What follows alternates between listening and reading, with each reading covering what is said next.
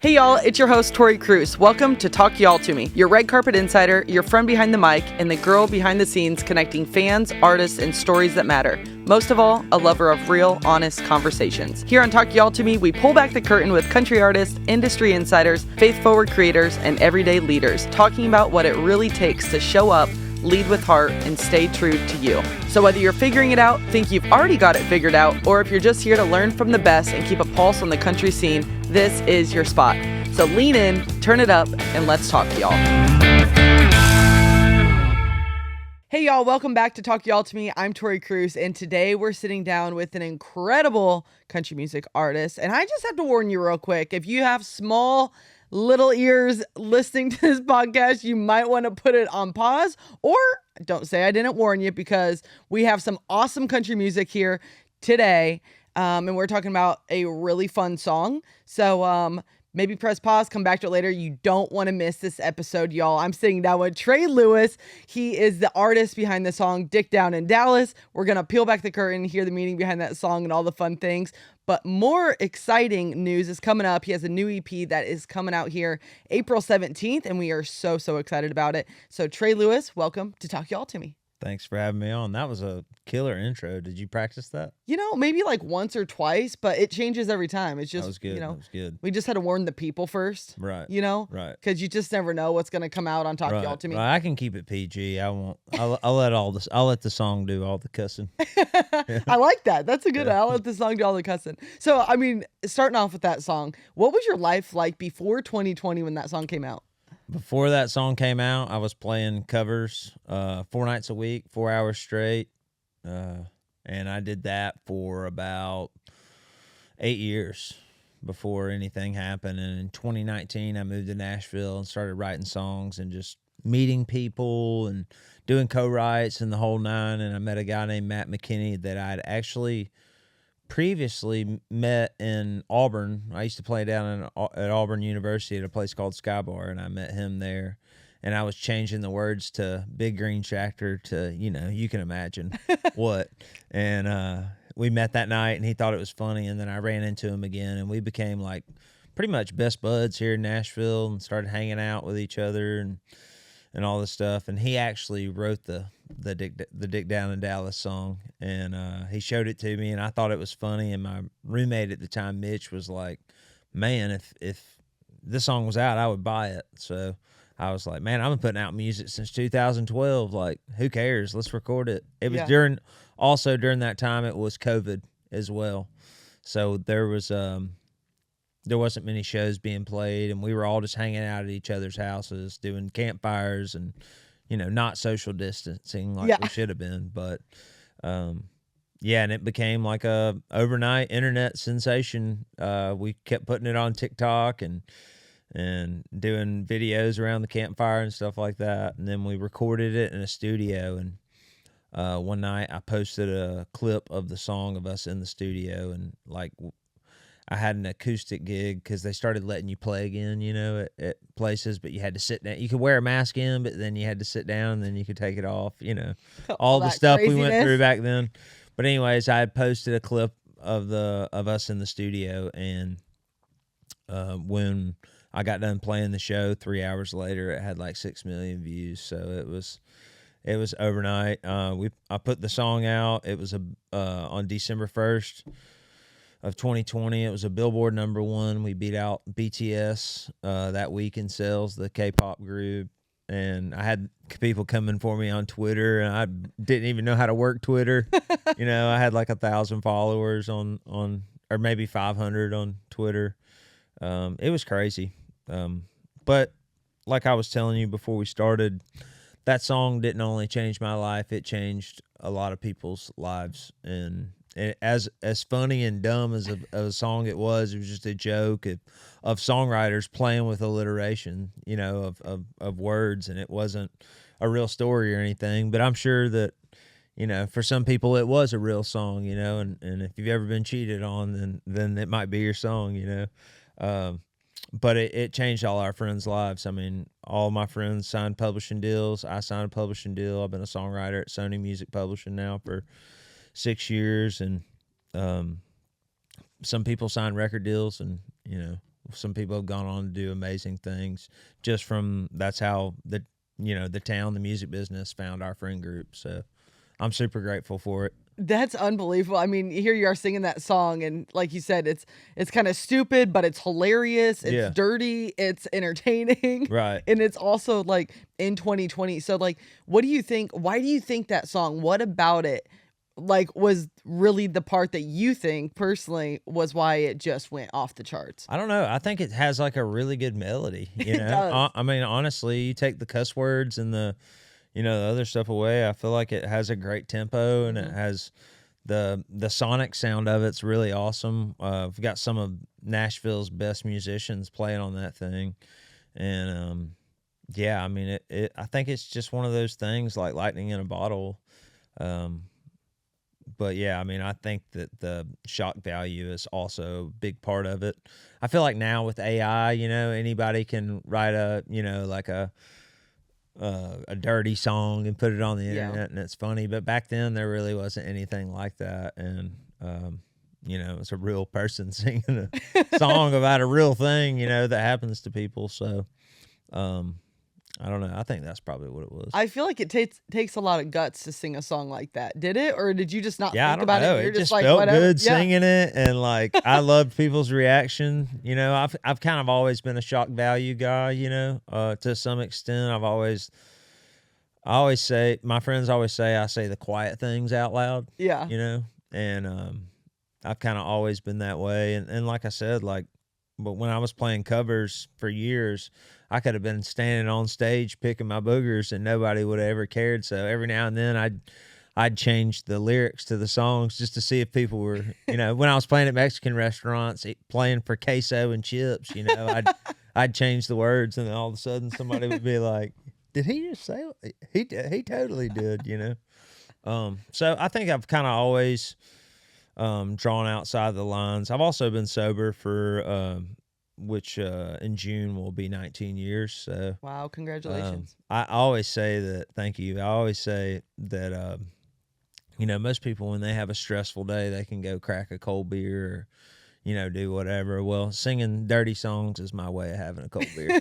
So That's hilarious. Okay, so going back to what you were saying about the song and how like all of you rose together, can you Yeah. say some of the names? Ella Langley, she's the big name now. She's the one that has really popped off, and I think the coolest thing about her having the success for me, like the coolest thing is that I don't have to any longer tell people about Ella Langley. I feel like our friend group was such a huge support for one another, back in those days, and even still are, but it's like I was always singing her praises. I was always like, y'all got to, you might like my song or you might like this, but you got to check out Ella Langley. Like, she's awesome. And now I don't have to do that anymore. She's more famous than she was 5 minutes ago. I love that saying. Yeah, she's just crushing it. So it's really cool. And honestly, I mean, when I met Ella, she was 19 years old. And, I guess now she's 26 or whatever. And just to watch her grow and just come, like, when you come to Nashville to write songs and to do this as your full-time job, you really, it's a make or break town. I believe that iron sharpens iron, and Ella came here and she got her group of girls. She writes with Joy Beth Taylor a lot, and that was one of our friends in that group. And just to see her grind it out is super cool. How did you find just that friend gets group? better? I think it just happens. You just go out and meet people. It's like I met Matt McKinney, and we had met in Auburn before, and then he introduced me to some other people, and then he introduced me to my producer at the time, which was Alex Maxwell, which we're still great friends. And then me and Ella were living together with some other people, and then we just kind of like, I don't know, it just kind of happened, but we did put ourselves out there and go out to the bars and meet people and write with people that, there were some writes that didn't go that good, but then we wrote some songs with some people. We were like, wow, this is really awesome. Let's hang out. Yeah. So I think it's just. Well, I think also too, like, God favors like the obedience of you stepping out there at such a young age. I mean, you're from Alabama. Right. And then you came up here at 19. No, I Or were didn't you- come up here at 19. I actually I took the long way around to getting here, but But Ella and Joy Beth and all our other friends, they were younger than me. I'm actually 38 now. Okay. So I didn't move here till I was 29. Yeah. But I mean, stepping out in faith and just like going for it, right? Right. You I feel mean, that. before I moved here, I went over to my best friend's house and I was like, look, man, like, I'm 29, but I got to move to Nashville. Like, I've done everything I can do in my hometown. I've kind of became the big fish in the small pond. I've played everywhere I've ever dreamed of playing here. Mm-hmm. And I just got to know. I got to wake up when I'm 50 and know that I went to Nashville and gave it a shot, everything I had. And he was like, well, dude, I don't know why you're telling me. I've been trying to tell you that forever. So I'm grateful for how it's all worked out, but it is scary taking that leap of faith. It doesn't even matter how old you are, Mm-hmm. When I look back now, I'm like, man, I should have done this years ago, but Yeah. I'm grateful for my journey, That's why I always tell people, like, my journey is my journey, my story is my story, and nobody can tell it but me. Yeah. know? So I'm grateful for how it. For sure. So you were in Alabama and you're, playing all these covers mostly there. And then when you moved here to Nashville, what was that shift like for you? It was crazy. Playing for a 90-minute or 75 minutes. It was pretty wild. And then in 2021, after we played 2020 into 2021, we played 120 shows that year, which was insane. Yeah. We were wondering what was next for us. And then I get a text from Kid Rock one morning, and he asked me to come over to his house, and I go over to his house, and he asked me to go on tour with him, and I did 40 dates with him. Wow. What was that like? It was wild. I only sang the one song. He would do Picture, and then he'd be like, and then my song would kick off. I would play it with his band, and he'd be like, this is one of my favorite country songs in the last decade. Y'all give it up for Trey Lewis. And then I would walk out there. So it was during his set. And I played one song a night for 40 shows, and it was amazing. Oh, my gosh. Yeah, I mean, that guy's all business when it comes to his live show, and he really cares about his fans and putting on the best show he can. And so it was really a blessing and a great opportunity to see a guy like that just has perfected his craft as far as a live show goes, Mm-hmm. And just to watch that every night was really inspiring. Yeah. Wow. What a cool experience. Yeah, right? Yeah. Not very many people can say they went on tour with Kid Rock. Yeah. I've been to his house a couple of times. Yeah. Me and Ella went to his house one time. Yeah. Jeez. What is it like? Well, I've been to the White House. It's really cool.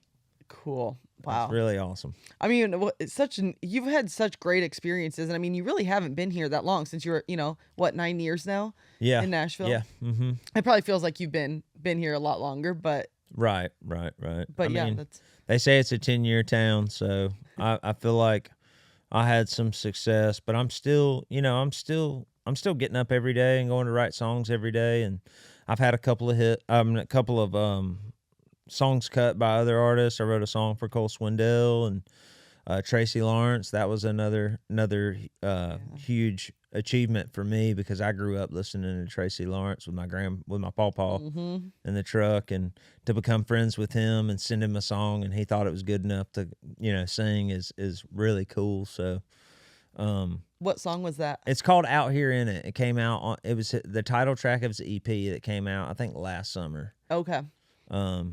But yeah, so it wasn't on the radio or anything like that, but it's still Tracy Lawrence. Oh, heck yeah. No, that's like a cool full circle moment for you. Yeah. So I've had a couple of cool things happen, and I still get up every day and write songs, whether I'm writing them for me or for other people or whatever. So I'm still hungry and I still want to have, more cool things happen. But yeah.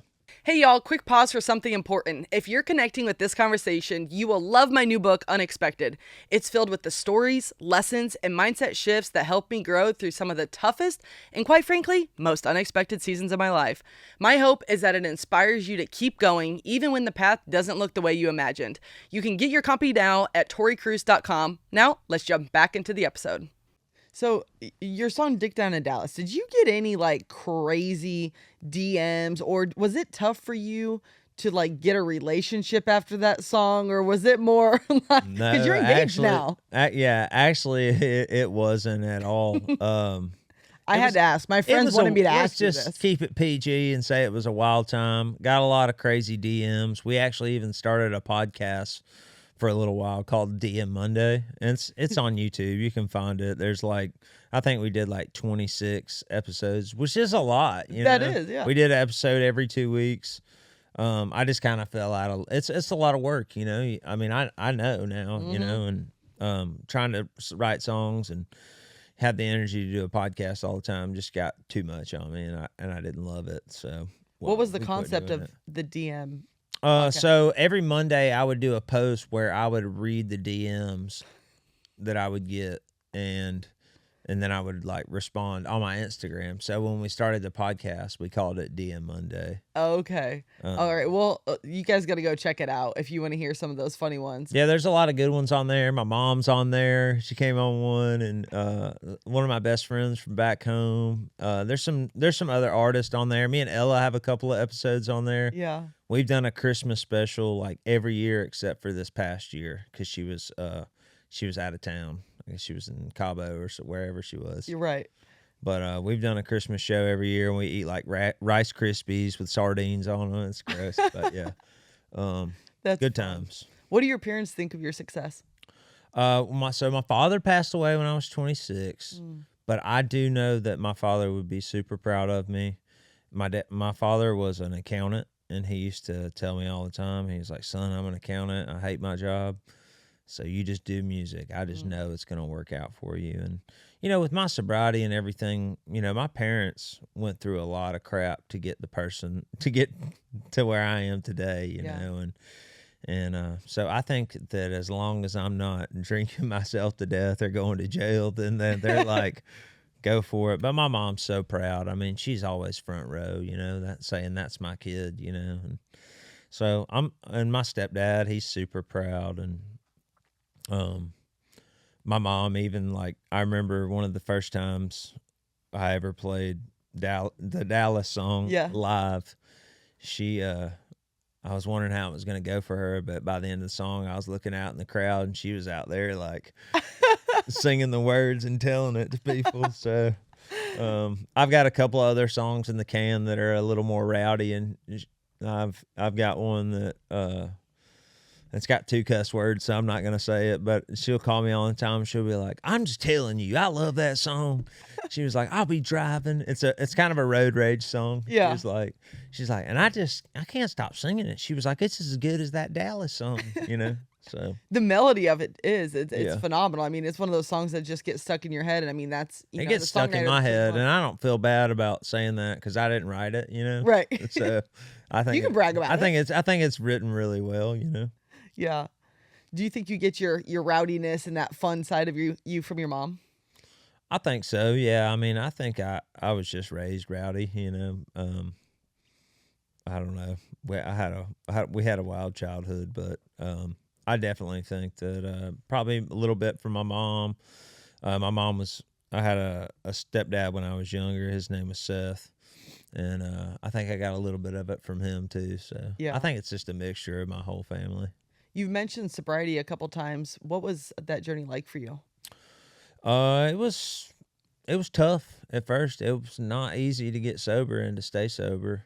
But once I got sober and started going to the 12-step fellowships and did what they told me to do, it changed my life.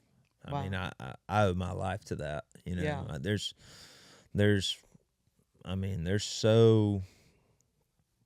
so many things in my life that I wouldn't have without my sobriety, almost everything.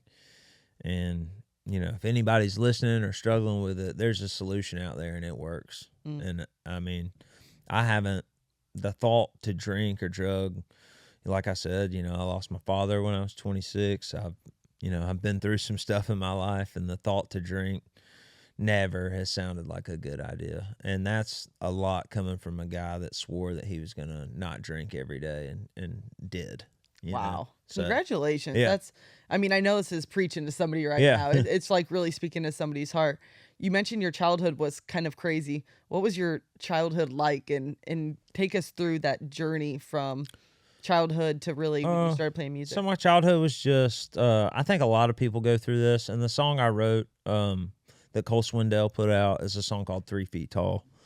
and it came out like 2 years ago. But it's a song about divorce, and I think that's almost a normal thing these days, for parents to get divorced. I hate that, but yeah, just so growing up with that, with stepdads and stepmoms and stuff. But I will say that I have been very fortunate that both of the stepdads that I had and have had, and one that the one that's still here is in my life, and my stepmom have been phenomenal people. Yeah. But I think a lot of that stuff mixed in with the drug abuse and the alcoholism was just kind of crazy. Yeah. Is that so? Your childhood led to the alcoholism, and I don't know if it led to it. I can't Yeah. really blame it on anything. I believe that I think I was born with like a genetic predisposition. If you want to get into the science Yeah. of it all, but you're on the other side of it now, which is right. so awesome. And I mean, I got sober and I found music, and that's kind of become my drug, and that's kind of just honestly, I think that's what saved my life. Yeah. So I mean, music is therapy. Yeah. For sure. So do you write about most of those experiences, like personal experiences, or where does your songwriting mostly come from? Well, I was in a toxic relationship for 3 years, so a lot of songs came from that. And this is a great segue to get into my next little bit here.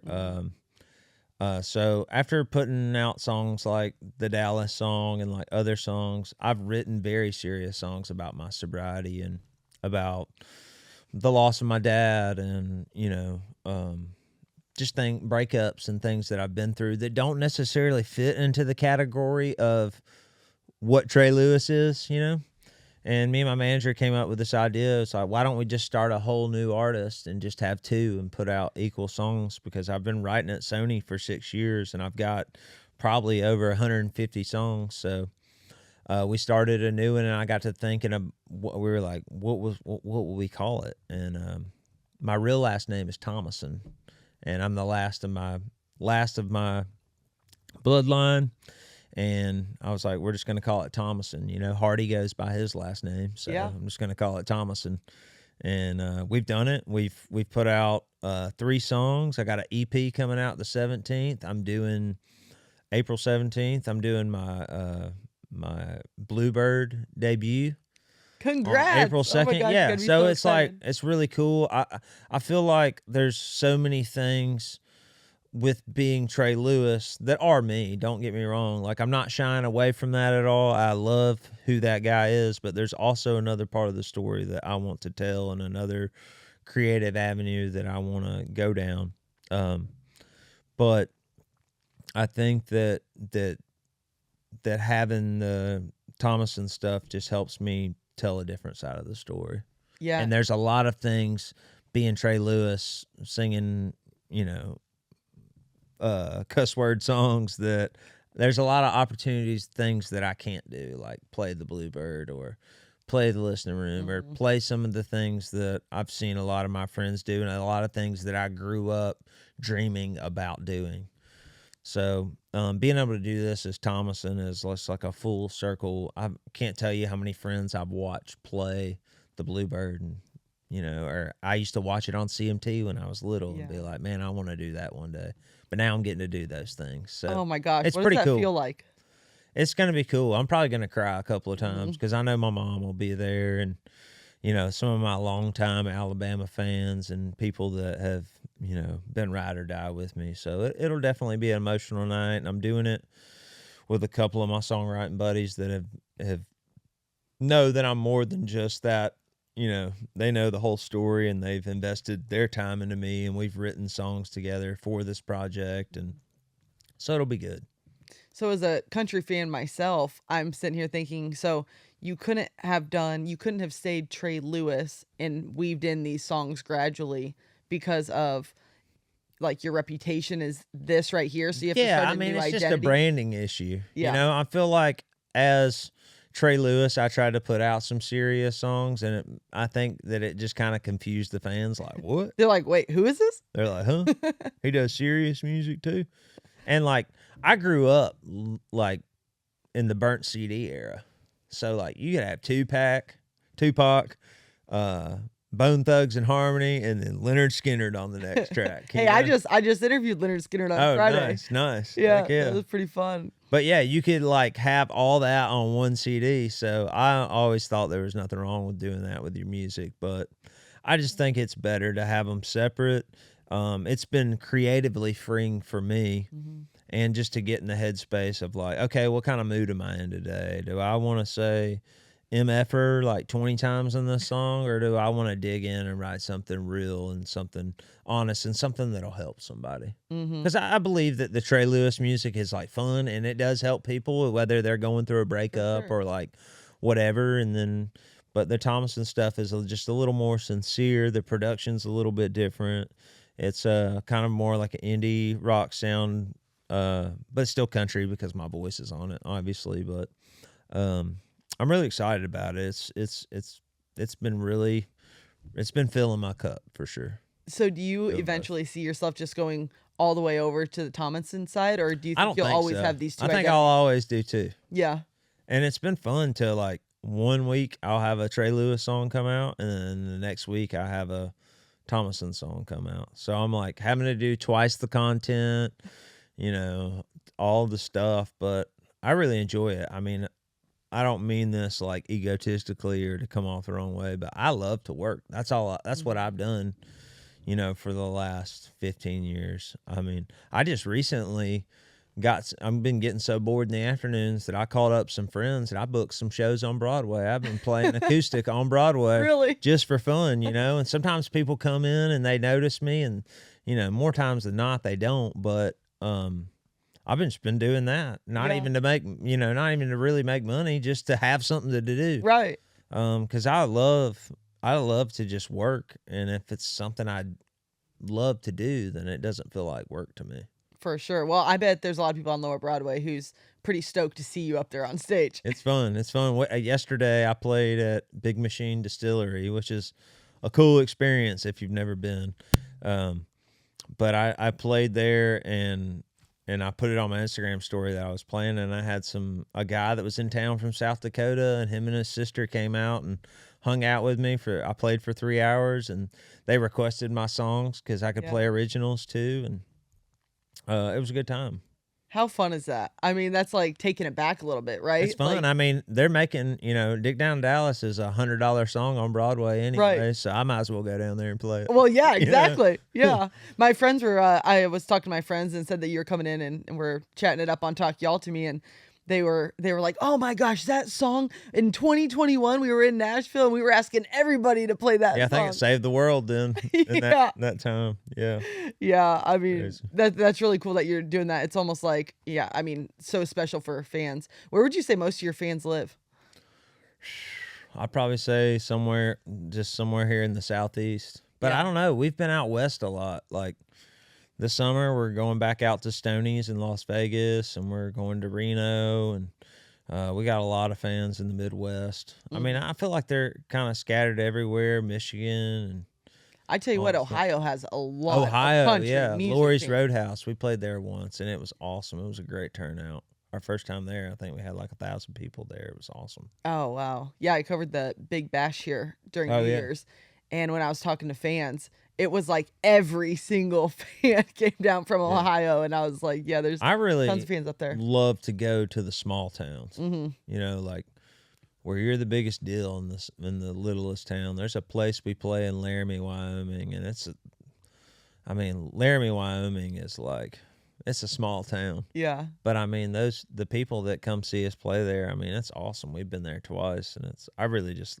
love the small towns. Well, I feel like they're just so excited and so grateful that you came to their small town. It's just like the whole town comes out for it too. I can imagine the energy is just so different than a big, arena setting. Yeah. What's one thing that you're looking forward to here with this new album? Or EP, I shouldn't say a full album. Yeah. I mean, an album probably will follow. I'm just excited about getting it out. I feel like I write songs so fast that like by the time it comes out, or by the time I upload it to come out, I'm already thinking about what's next, But I'm just really excited for these songs to come out and people to hear them. And, my hope with the Thomason stuff is not to make Trey Lewis fans into Thomason fans. I mean, if you come over from there and you like the more serious stuff, that's Yeah. cool. But I hope from the Thomason stuff that we can just build a whole new audience, you know? Well, the music sounds so different. I Yeah, did listen it's to a different. couple. It's not, nothing like what what I'm doing over there. So that's kind of my whole goal with that, and I hope that people can get some healing out of it, or find some people out there that think like my crazy ass. Yeah. Yeah. I mean, just the difference between, Trey Lewis and Thomason is like, fun. It pumps you up. Trey Lewis, like that, it excites you. You land in Nashville and you're coming in for, a weekend. It's like this music's going to pump you up. And then listening to Thomason, it's like I could sit by a campfire with some friends and just listen to that music. Yeah, just it's more so of like peaceful and like, well, thank you. It's really beautiful. It's Thank incredible. you. Appreciate it. Yeah. So what else can fans look forward to? We got some shows. Go to my website, TreyLewisMusic.com. Come see us. Follow me on all socials. Is at Trey Lewis Music. Also, I'm just going to put my brand in here, Paw Paws Hats. It's a company that I started with my friend Mitchell to honor our grandfathers. Our grandfathers were both military and both taught us how to fish. So we started Paw Paws Hats. They're now on a TikTok shop. And pawpawshats.com. It looks like Paw Paw Shats, but it's Paw Paw's Hats .com. But did you think that through before you got well the no domain? on Instagram it's like pawpaws_hats, because when you put it all together it looks like Paw Paw Shat. That's hilarious. But Paw Paws do shat too. What do you think Pawpaw would be saying right now? I don't know. I guess that's a good question, because I never really thought about that. He'd probably just look at me with this grin, I'll never forget, before he went to heaven, we were at the hospital, and I showed him iPhones. I don't think it was like on the second or third generation, but he'd never seen an iPhone. And I showed it to him, and it was just a video, like an acoustic video of me singing, and he started crying, thinking that I was on TV, And so I think he would be proud of me for sure. I feel like when the Dallas song came out, I feel like my dad was just in heaven going, yes. Because we used to make up like funny songs that had cuss words in them, like when I first started playing guitar and stuff. So I think that he would love the fact that that's the song that like kicked off my career. Yeah, it sounds like you're surrounded by not only really good, a phenomenal family that's proud and supportive of you, but also just friends. I mean, the common theme here is just like community and just support throughout your journey, which I think is so cool. We have to end on one like funny story. You've got to have so many stories, and I'm sure a lot of them you can't even tell live here. But what is like the funniest story that has ever happened when you've been playing this Dallas song? Because there's got to be something in the arsenal here. Oh, I wasn't thinking about that, but I'm trying to think. I mean, we had fights break out during that song. Oh, like, no, like relationship fights? No, like people fighting in the crowd, I remember one night I was playing it at just a writer's round here in town, and like this lady was in the front row, and like sometimes when I know that I gotta play that song, like I know that I can look at somebody in the crowd and be like, they have no idea what's about to happen. And they're definitely not going to like this. They are not ready for this. And I thought this lady, I literally thought she was going to try to kill me after I got off stage. She was so mad that I was like singing the cuss words and all that. And like, in the first chorus. And then I got to the second chorus, and everybody at her table was singing the song.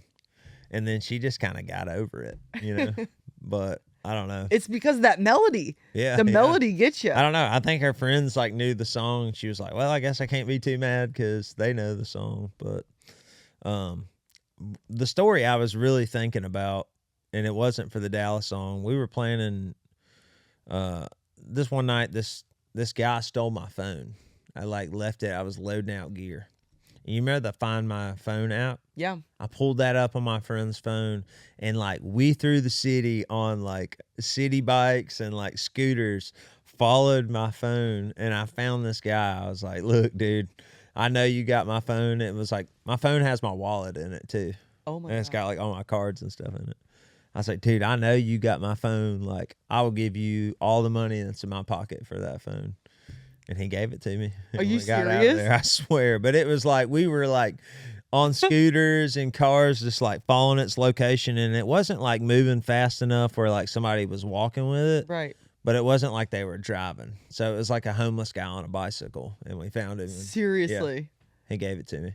Oh my It was all gosh. shattered up, but I got my wallet back, and that's all that mattered. And everything was in it. Everything was in it. Wow. Yeah. That's pretty insane. I was like, dude, I don't even care about the phone. I just need my credit cards and my ID. Right. Just getting a new ID is not fun. No. Wow. That's okay. Those are good. That's good. That's Yeah. a unique one. Stories from the road. Yeah. Stories from the road. Well, Trey, this has been so much fun. And Thank you for having me I'm on. really I appreciate excited. Yeah. I'm really excited to hear your new music come out. I already, had a little sneak peek of Yeah. it. And I'm excited for this new brand. It's a whole new world. Yeah. The opportunities are endless. So, well, thanks so much for joining us and talk y'all to me. And we'll catch y'all next time. Trey Lewis, everybody. See y'all. Thanks for tuning in to Talk Y'all to Me. If this episode encouraged you or reminded you of your calling, share it with someone who needs that same reminder today. Hit the follow button to subscribe so you don't miss what's next, and come hang out with me on social at official Tori Kruse. Keep shining, stay faithful, and keep talking, y'all.